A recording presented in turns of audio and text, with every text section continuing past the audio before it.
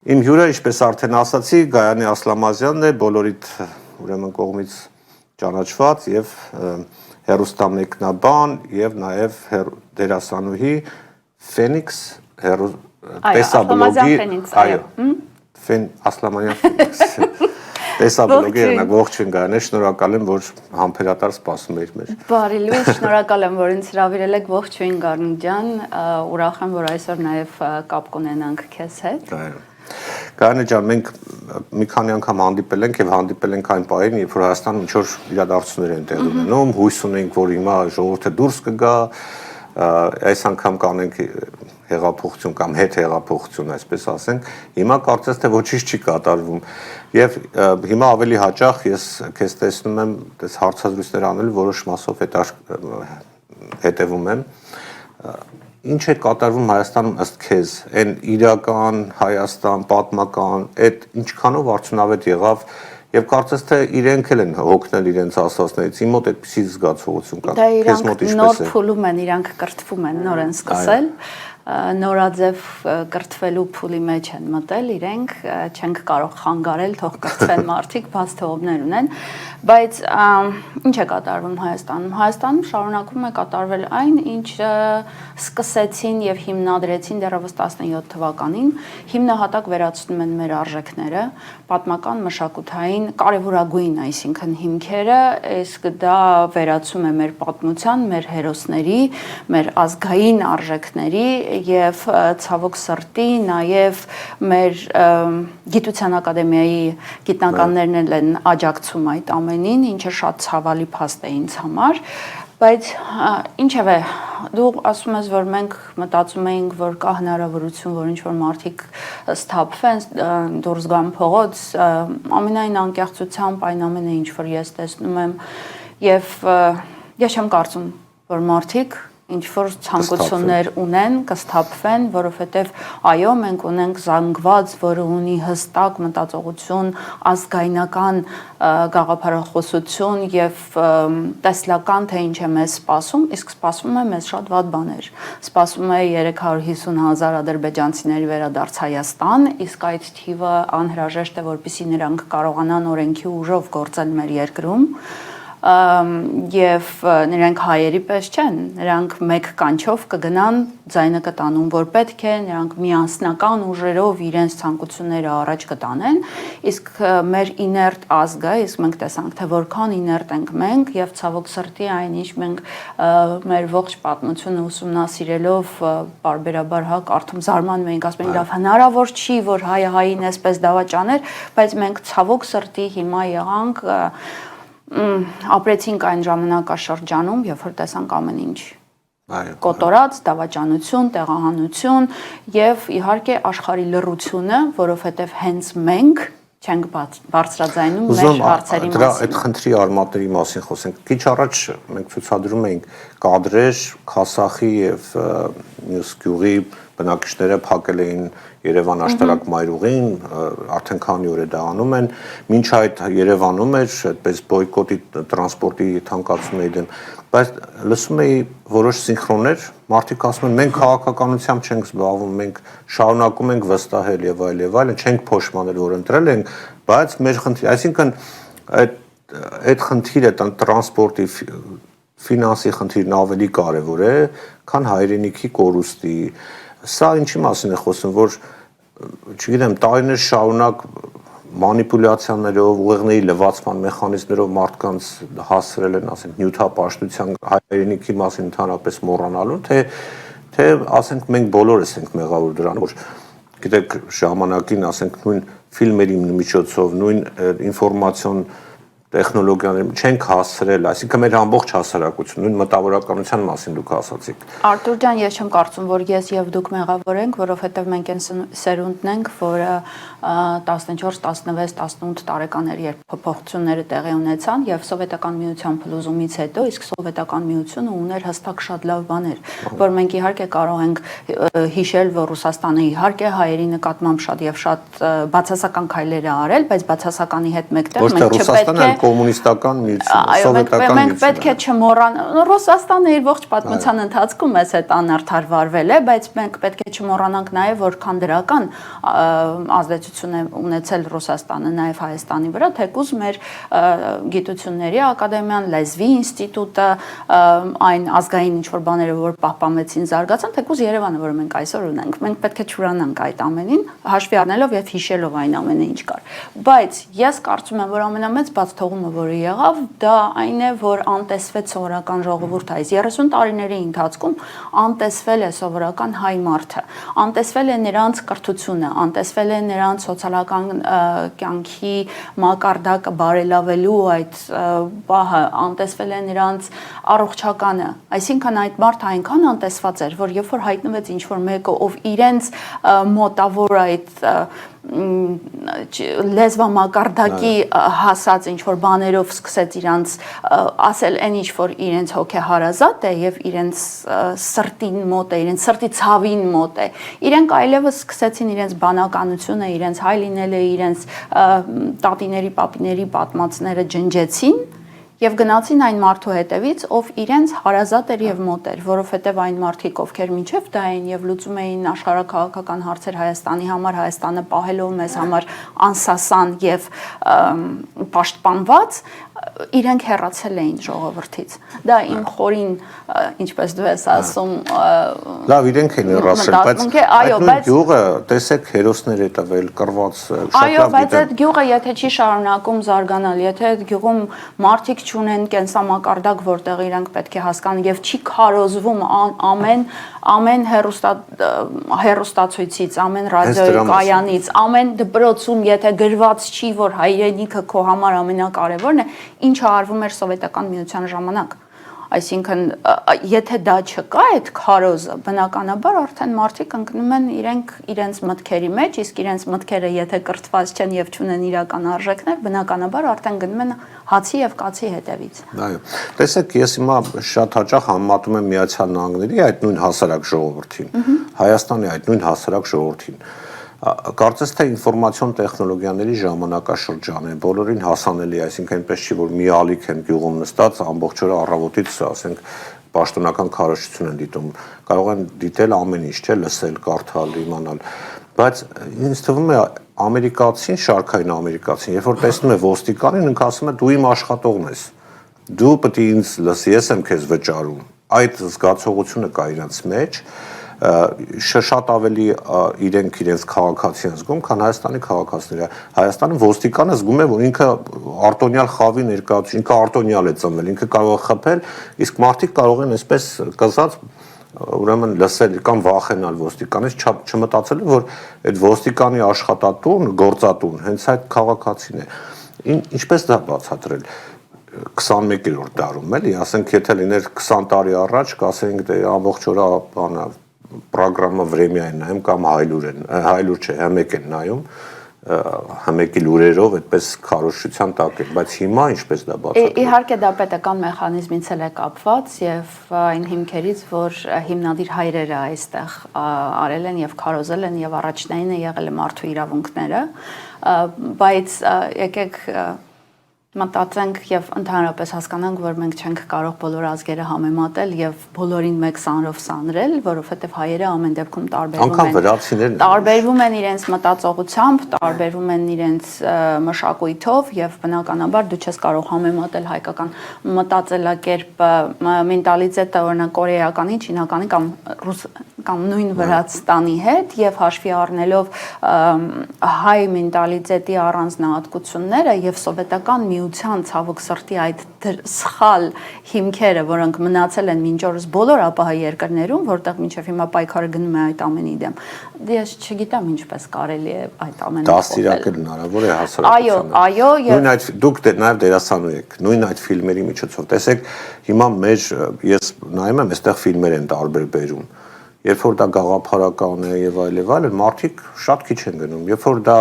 ինչ որ ռաբիս կենցաղավարական եւ այլն, այդ թեմաներով մեկ էլ sold out դալիճներ եւ այլն։ Հիմա չեք կարծում, որ այդ հայրենասիրական թեմաներով ֆիլմեր, որոնք պատմությունն են մեր ներկայացնում, հերոսներին են ներկայացնում, հերոսական էջերը են ներկայացնում, կամ քիչ են կամ ընդհանրապես չկան եւ պետք է այդ ուղղությամբ ռեժիսորները պետք է մտածեն։ Դա ռեժիսորները չպետք է մտածեն, դա պետք է ունենար պետական հիմքեր։ Այսինքն մենք այս տարիների ընթացքում դուք անդրադարձաք ամենացավալի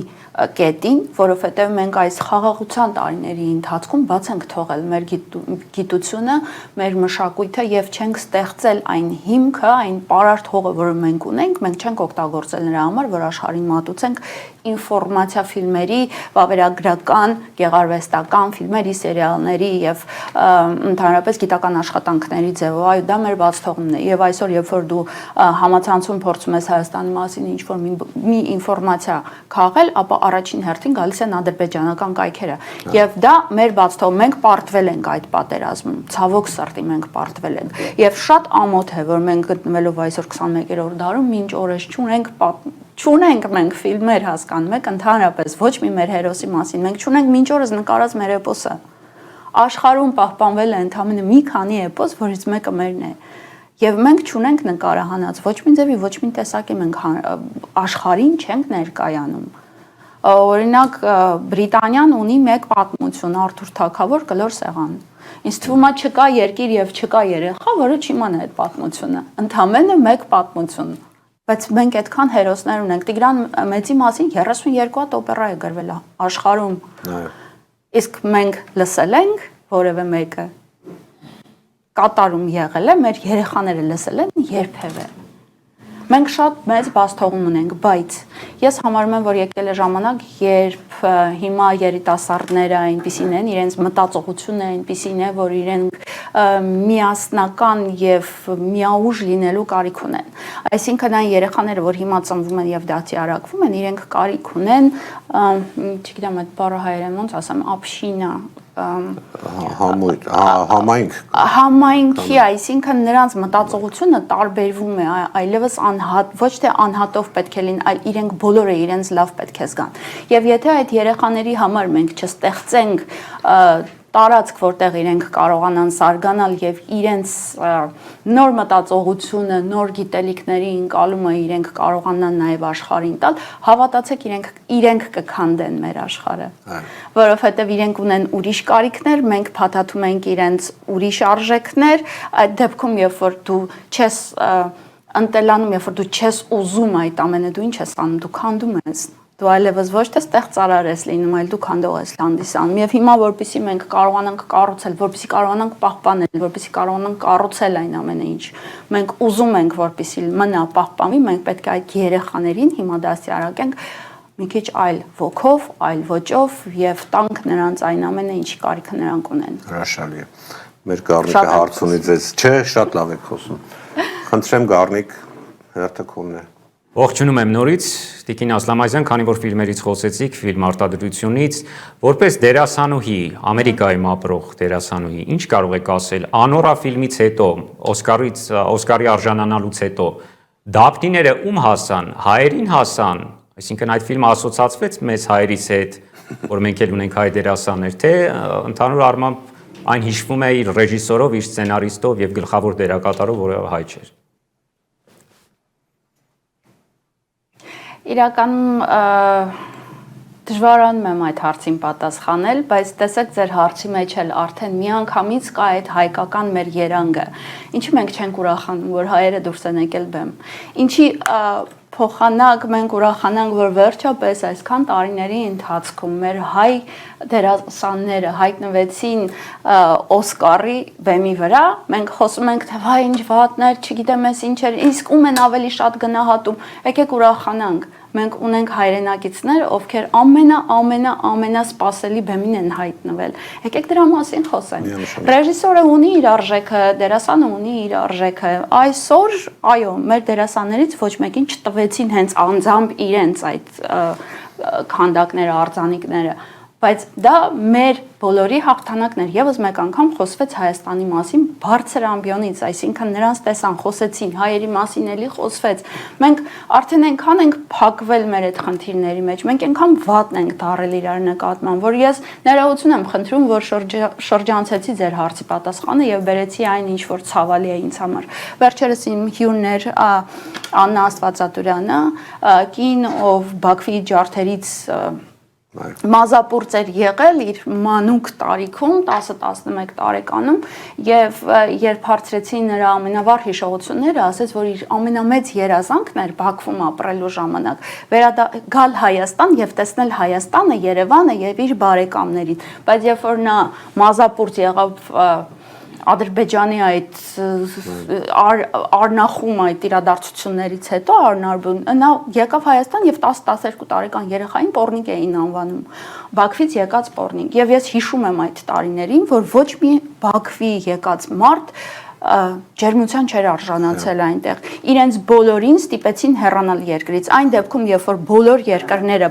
չգիտեմ պայքարում են յուրաքանչյուր քաղաքացու համար մենք հայերը ստիպում ենք որպեսզի հայերը լքեն Հայաստանը ինչը տեղի ունենում հիմա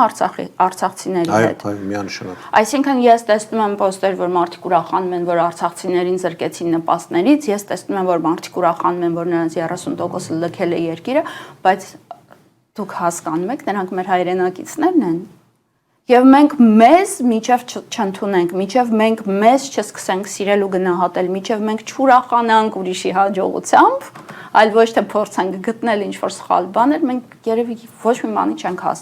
չենք հասնի։ Իդեպ անորային վերադառնալով վերջերս սրճարանում այդպես պատահական լսեցի խոսակցություն ամերիկացիների մեջ։ Իդեպ ներողություն ես ուզում եմ շնորհավորել արդյոք տվելով իմ գործընկերներին շատ ուրախ եմ ձեզ համար, շնորհավորում եմ եւ հուսամ, որ սա հիմք կհանդիսանա, որպեսզի դուք ավելի լավ նախագծերում հայտնվեք։ Կարճ ասեմ անորայ հետ կապված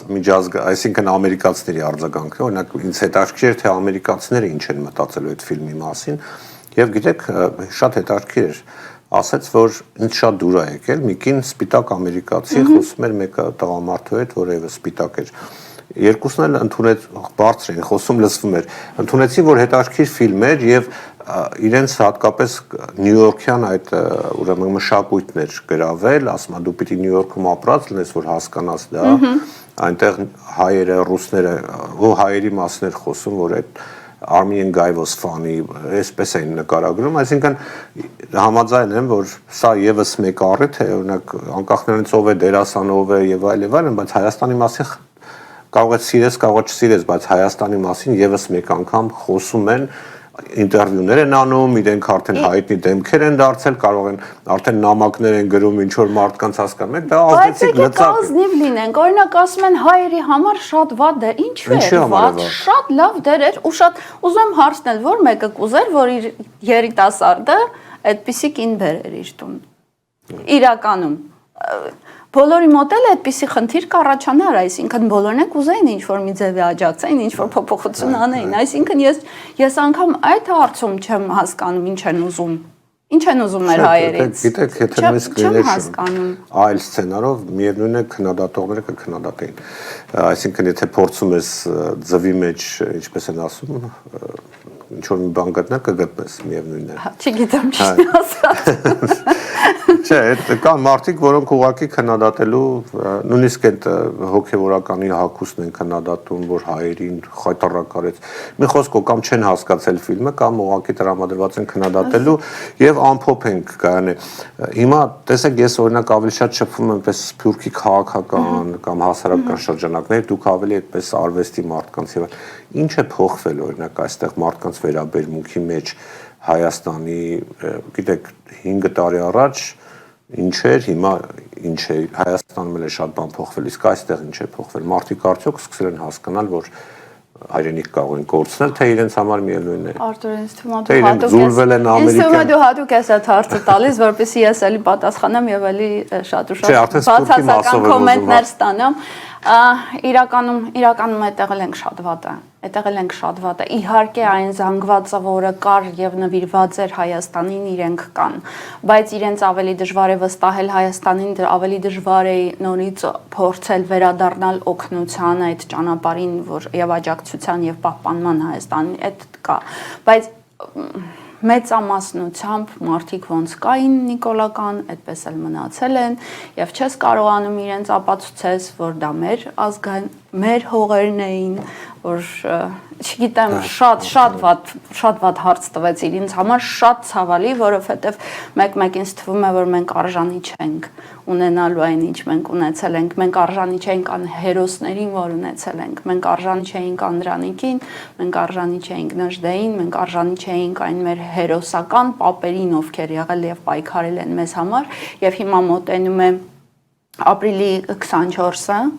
հերթական տարելիցն է մոտենում եւ մենք արդեն գիտենք, որ մեր պետությունը հայտարարել է, որ առաջնային չէ այդ հարցը ընդհանրապես, բայց եթե անդրադառնամ արդեն անցյալ տարվան, անգամ անցյալ տարի Սփյուռքը շատ пассив էր, այսինքն անգամ հաղորդումներ չկային այդ օրվա ընթացքում։ Ոչ մի անդրադարձ չկար Միացյալ Նահանգներում եւ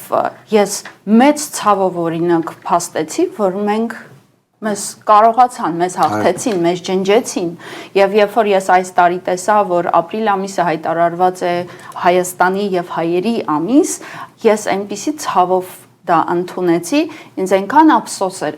ոնց ասեմ, դες ես պետք է ուրախանամ, չէ՞ որ Միացյալ Նահանգներ, այո, բայց ինձ համար դա շատ ցավալի փաստ էր, որովհետեւ մենք հայերս չենք անում։ Մենք դա չենք անում, մենք չենք խոսում եւ դրանով մենք ուրանում ենք մեր տատերի անցած ճանապարհը, մեր պապերի արած հերոսությունները, այն դժվարությունները, այն թափված արունը, որը եղել է։ Այն մեր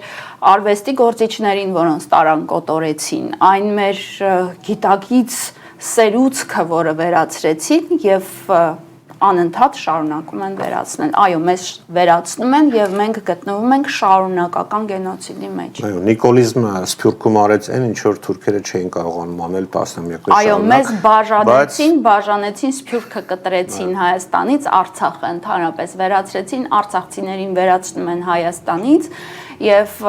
մեզ այդ բաժանարար քաղաքականությունը, որը արվում է ներկայիս իշխանության կողմից, աշխատում է։ Բայց ես ուզում եմ լավատեսական նոտայով ավարտենք մեր զրույցը։ Ինձ թվում է, որ այս տարի տարբեր է լինելու, այսինքն ապրիլի 24-ին ընդառաջ ինձ թվում է այս անգամ ավելի շատ մարդ է դուրս գալու փողոց, գոնե այդ օրը։ Անցած տարի կարծես թե մարել էր, ես դա համաձայն եմ։ Այսինքն